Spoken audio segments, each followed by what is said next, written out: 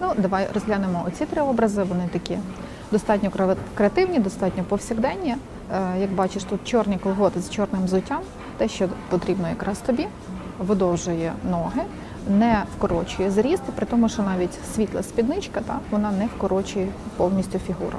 Тут ще є один образ з спідничкою з чорними колготами, або оцей третій варіант, коли під таке різнокольорове пальто ми можемо підібрати колготи кольору того, який є в тому малюнку. Тут дівчина одягла під сині квадрати, сині колготи, ти теж також можеш одягатися.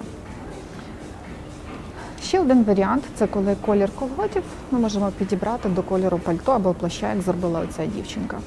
Або, як отут, в неї колір колгот співпадає, якщо ти придивишся уважно, з кольором рисунку, який є на платі.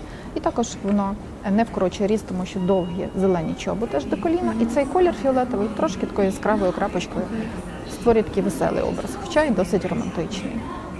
Ще можна зробити отак, коли колготи взагалі ні з чим не поєднуються, ні з малюнком, ні з взуттям, ні з верхом, як отут, наприклад.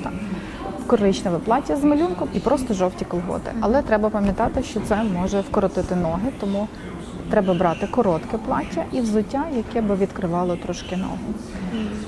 І ще такий варіант поєднання жовтого з фіолетовим. Теж ми бачимо, що тут коротенька спідничка і взуття не сильно відрізняється по кольору від колгот.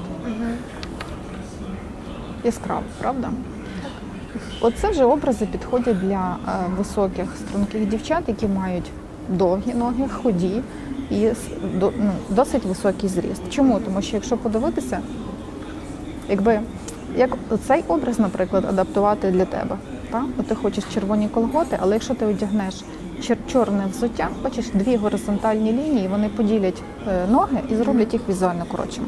Тобто, якби ти хотіла одягнутися так, ти би до червоних колгот одягнула би червоні взуття. І тоді би ти могла його одягнути.